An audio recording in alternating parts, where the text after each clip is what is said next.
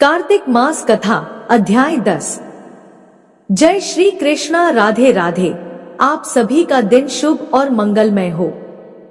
आज सुनिए कार्तिक मास महात्म्य में आगे का अध्याय।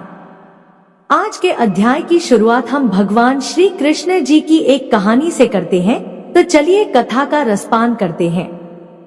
एक छोटे से गांव में एक दरिद्र विधवा ब्राह्मणी रहती थी। 6 वर्षीय बालक मोहन के अतिरिक्त उसका और कोई नहीं था।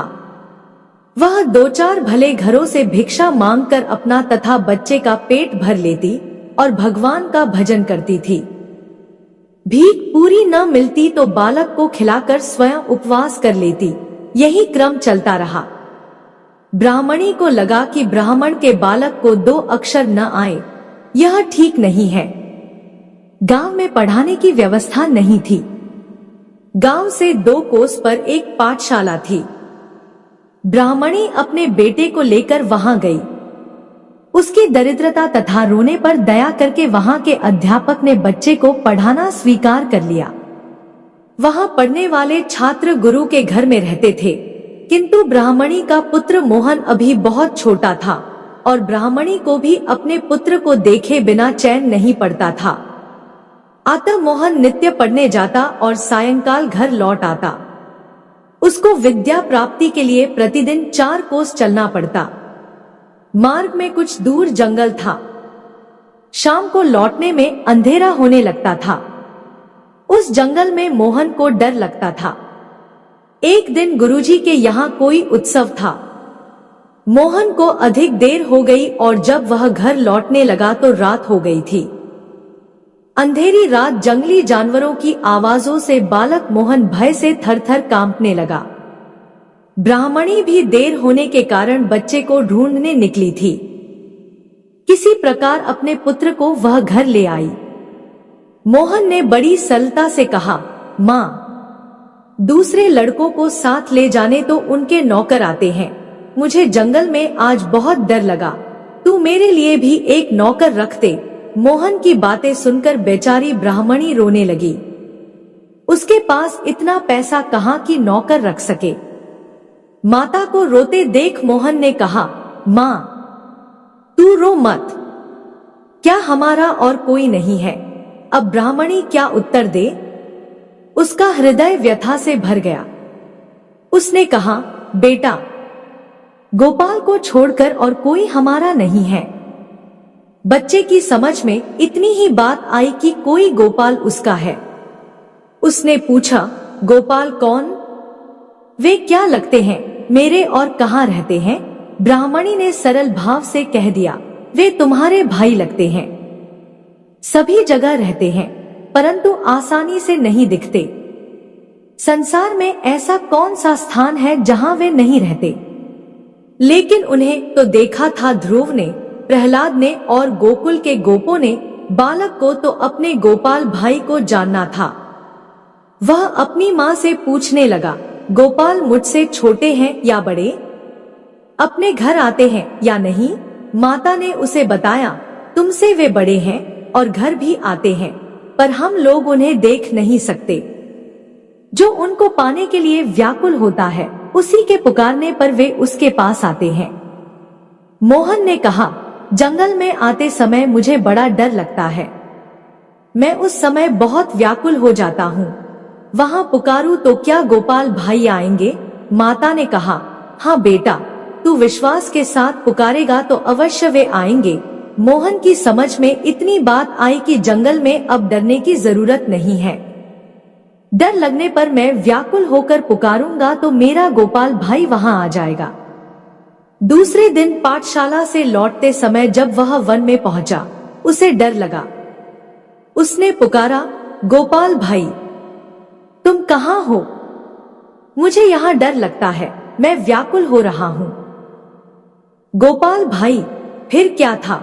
जो दीन बंधु हैं, दीनों के पुकारने पर वह कैसे नहीं बोलेंगे? मोहन को बड़ा ही मधुर स्वर सुनाई पड़ा, भैया, तू डर मत, मैं अभी आया। यह स्वर सुनते ही मोहन का भय भाग गया। थोड़ी दूर चलते ही उसने देखा कि एक बहुत ही सुंदर ग्वाल बाल उसके पास आ गया। वह हाथ पकड़कर बातचीत करने लगा, साथ साथ चलने लगा, उसके साथ खेलने लगा। वन की सीमा तक वह पहुंचाकर लौट गया। गोपाल भाई को पाकर मोहन का भय जाता रहा। घर आकर उसने जब अपनी माँ को सब बातें बताई, तब वह ब्राह्मणी हाथ जोड़कर गदगद हो अपने प्रभु को प्रणाम करने लगी। उसने समझ लिया कि जो दया में द्रौपदी और गजेंद्र की पुकार पर दौड़ पड़े थे, मेरे भोले बालक की पुकार पर भी वही आए थे। ऐसा ही नित्य होने लगा। एक दिन उसके गुरुजी के पिता का श्राद्ध होने लगा। गुरुजी सबसे कुछ लाने को कह रहे थे। मोहन ने भी सरलता से पूछा, गुरुजी, मैं क्या ले आऊं? गुरु को ब्राह्मणी की अवस्था का पता था। उन्होंने कहा, बेटा, तुमको कुछ नहीं लाना होगा। लेकिन मोहन को यह बात कैसे अच्छी लगती। सब लड़के लाएंगे तो मैं क्यों न लाऊं? उसके हट को देखकर गुरुजी ने कह दिया, अच्छा, तुम एक लोटा दूध ले आना।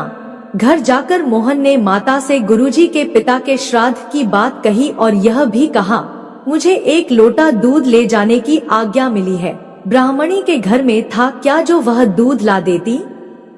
मांगने पर भी उसे दूध कौन देता? लेकिन मोहन ठहरा बालक, वह रोने लगा। अंत में माता ने उसे समझाया, तू गोपाल भाई से दूध मांग लेना, वे अवश्य प्रबंध कर देंगे। दूसरे दिन मोहन ने जंगल में गोपाल भाई को जाते ही पुकारा और मिलने पर कहा, आज मेरे गुरुजी के पिता का श्राद्ध है, मुझे एक लोटा दूध ले जाना है। माँ ने कहा है कि गोपाल भाई से मांग लेना, इसलिए मुझे तुम एक लोटा दूध लाकर दो। गोपाल ने कहा, मैं तो पहले से यह लोटा भर दूध लाया हूँ, तुम इसे ले जाओ। मोहन बड़ा प्रसन्न हुआ। पाठशाला में गुरुजी दूसरे लड़कों के उपहार देखने और रखवाने में लगे थे।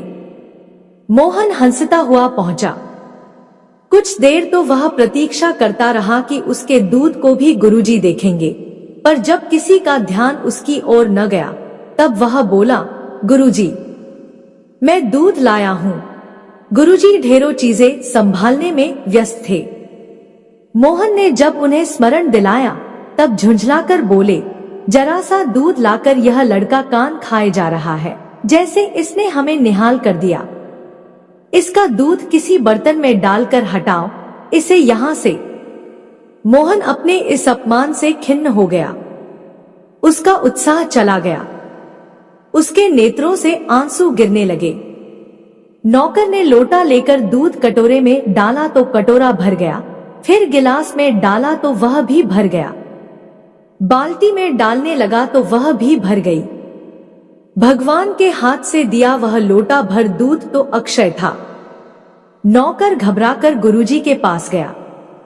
उसकी बात सुनकर गुरुजी तथा और सब लोग वहां आए और अपने सामने एक बड़े पात्र में दूध डालने को उन्होंने कहा।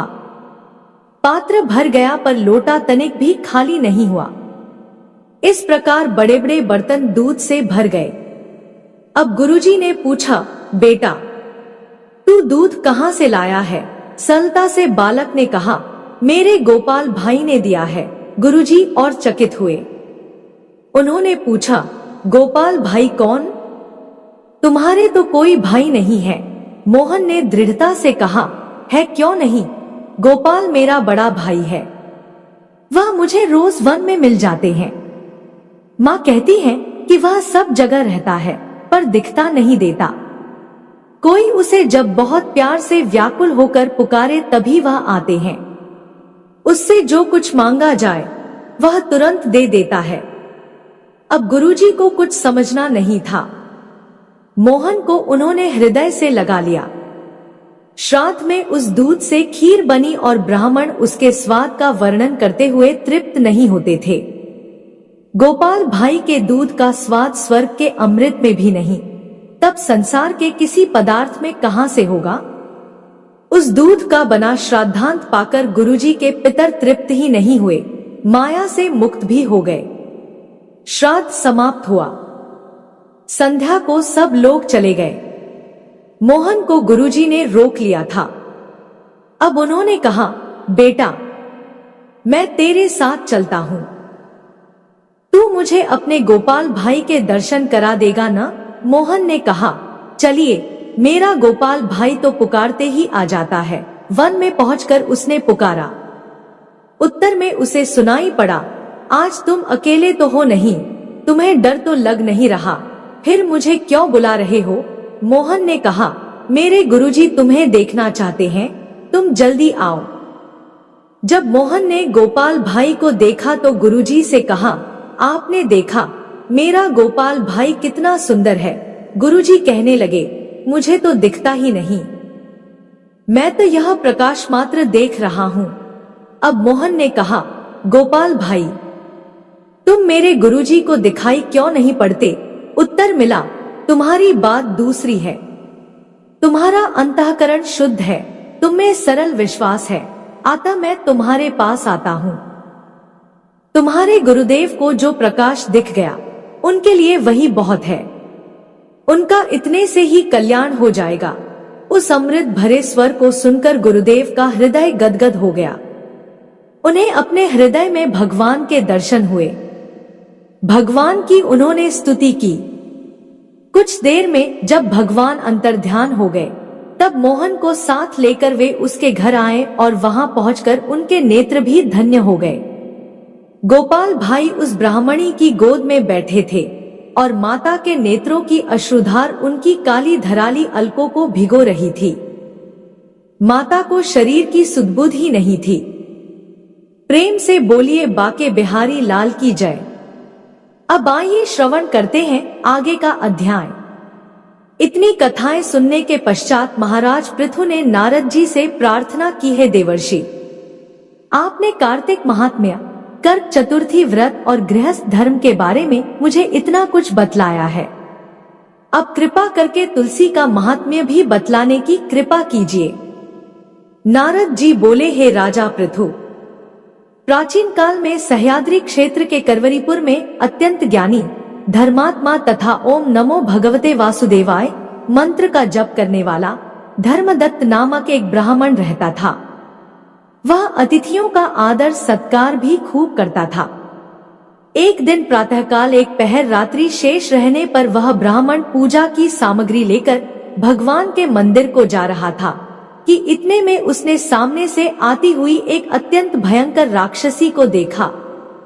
आगे को निकले हुए टेढ़े मेढ़े और बड़े बड़े दांत, लाल नेत्र, बिल्कुल नग्न लकड़ी के समान सूखा शरीर तथा मुख से घुरघुर शब्द निकल रहा था। ऐसी भयंकर राक्षसी को देखकर भयभीत धर्मदत्त ने अपने हाथ का तुलसी मिश्रित जल उस पर फेंक दिया। जल में मिश्रित तुलसी दल शरीर पर पड़ते ही उस राक्षसी के समस्त पाप दूर हो गए और वह हाथ जोड़कर धर्मदत्त के पैरों पर गिर पड़ी। तब धर्मदत्त ने पूछा कि तू कौन है और किस पाप के कारण इस दशा को प्राप्त हुई? अपने पापों से मुक्त हो चुकी वह राक्षसी कहने लगी, सौराष्ट्र देश में भिक्षु नामक ब्राह्मण की मैं पत्नी थी। मेरा नाम कलहा था। मैं न तो अपने पति से मीठे वचन बोलती थी और न अच्छा भोजन व फल ही खाने को देती थी। इस व्यवहार से दुखी होकर जब मेरे पति ने दूसरा विवाह करने का निश्चय किया तो क्रोध में आकर मैंने विष खाकर अपना शरीर त्याग दिया। इसके बाद यमदूत मुझे बांधकर यमराज के पास ले गए। वहां चित्रगुप्त जी ने मेरे अच्छे बुरे कर्मों का लेखा जोखा बताते हुए यमराज से कहा है, महाराज, इसने अपने जीवन में कभी कोई शुभ कार्य नहीं किया, सदैव अपने पति से द्वेष करती रही है।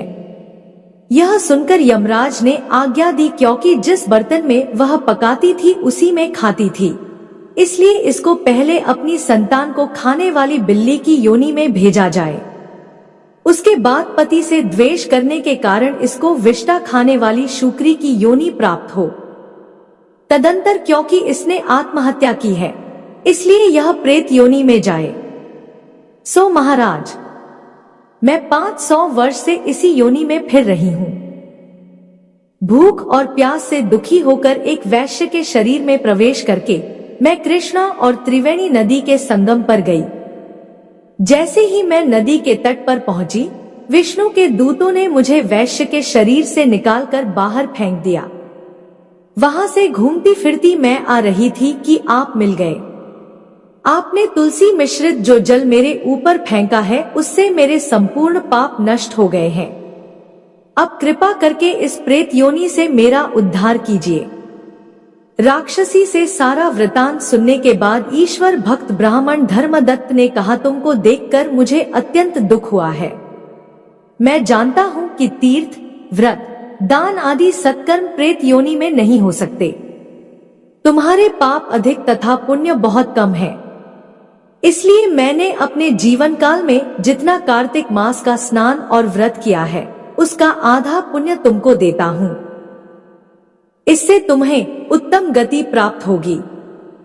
इसके पश्चात ब्राह्मण ने ज्यों ही ओम नमो भगवते वासुदेवाय मंत्र पढ़ते हुए तुलसी मिश्रित जल से उसका अभिषेक किया, वह प्रेत योनि से मुक्ति पाकर अग्नि के समान दिव्य देह धारण कर लक्ष्मी के समान रूपवती हो गई। इसके बाद उसने ब्राह्मण को नमस्कार किया। तभी भगवान विष्णु के पुण्यशील तथा सुशील नामक 2 दूत वहां पर आए और उसको विमान में बैठाकर बैकुंठ को ले गए।